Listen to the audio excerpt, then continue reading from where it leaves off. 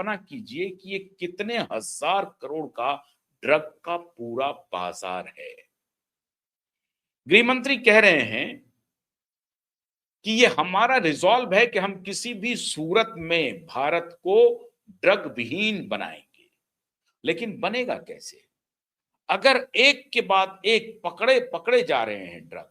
इसका मतलब है ड्रग तस्कर को रूट मालूम है, पकड़ाता भी है। इसकी क्या गारंटी है कि जितनी मात्रा में ये पकड़ाई जा रही है उससे अधिक मात्रा में सप्लाई हो चुका है? लोग यकीन नहीं कर रहे हैं कि कहीं ये ब्रेन वॉश तो नहीं है। ऊपर से आकर के हमें बताया जा रहा है कि ये बहुत खुशी की बात है कि हमने इतने को सीज कर लिया और इतनी ही मात्रा में हमने ये पब्लिक डोमेन में जा चुका है। दिल्ली के द्वारका में रहने वाले एक इंस्पेक्टर की संपत्ति 100 करोड़ की आंकी गई है।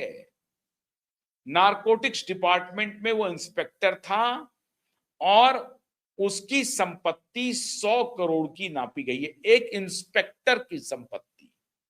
अब आप इसी से कल्पना कीजिए कि ये चेन पुलिस में किस तरह से घुसा हुआ है। एक तरफ तो गृह मंत्री कह रहे हैं कि हम भारत को नशा मुक्त बना के छोड़ेंगे और दूसरी तरफ आपके सिस्टम में एक इंस्पेक्टर की औकात 100 करोड़ से अधिक की है। जो अपनी 10 जिंदगी भी नौकरी करता रहता तो 100 करोड़ की संपत्ति वो अर्जित नहीं कर पाता। अब आप अंदाजा लगाइए कि अगर किसी को 100 करोड़ की संपत्ति हो जाती है 2-3 महीने या 2-3 साल में, तो वो क्यों पुलिस की नौकरी करेगा? और अगर उसको गिरफ्तार होने का कोई भय नहीं हो, ये तो और बात है कि यहां पर गिरफ्तारी हो गई, लेकिन अगर गिरफ्तारी का भय नहीं हो तो इससे आसान व्यवसाय क्या है? हींग लगे ना फिटकरी, रंग चोखा हो जाए।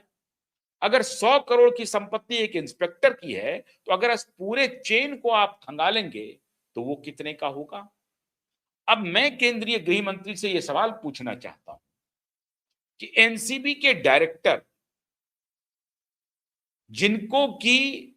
जिन्होंने पकड़ा फिल्म स्टार के बेटों को, उसके खिलाफ एनसीबी ही खड़ी हो गई मुंबई में।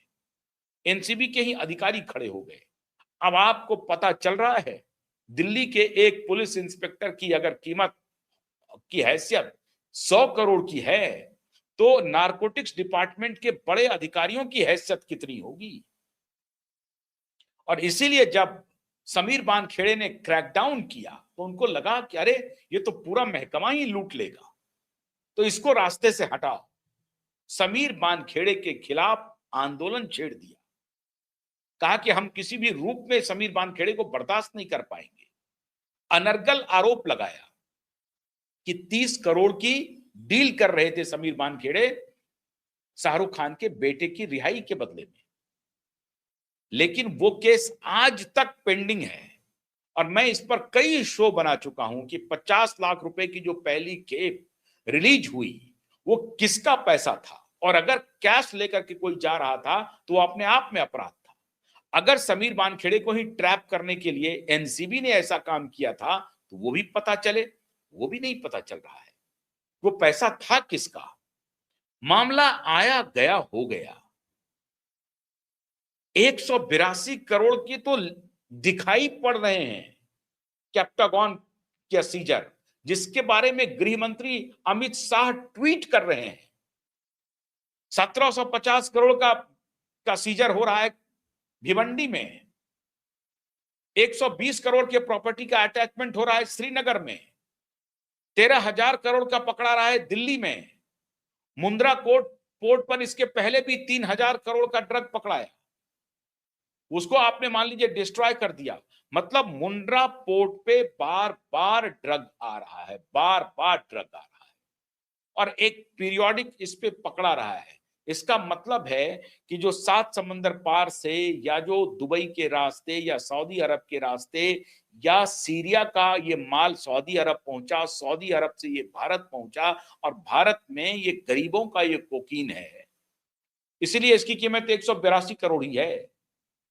लेकिन आप इसी से 200 किलो का अगर ये टारगेट कौन है, इनके कंज्यूमर कौन है और इसका स्लीपर सेल कौन है। अगर नारकोटिक्स डिपार्टमेंट लगातार सीज करते जा रहा है तो इसके टेकर्स के बारे में भी नारकोटिक्स डिपार्टमेंट को पता होगा। गिरफ्तारी अभी पता चली, मान लीजिए कि एक इंस्पेक्टर के बारे में, या श्रीनगर में जो मंसूद को गिरफ्तार किया गया और उसके प्रॉपर्टी को अटैच किया गया उसके बारे में। लेकिन मुंबई का जो ड्रग हैंडलर है, जिसके बारे में सब कुछ गृह मंत्रालय के पास है, उसके खिलाफ एक्शन क्यों नहीं हो रहा है। अभी कहा जा रहा है कि मुंबई में पैरेलल जो गिरोह है, दूसरे गिरोह ने दाऊद के गिरोह को एलिमिनेट करने के लिए अपना बाजार बना लिया है।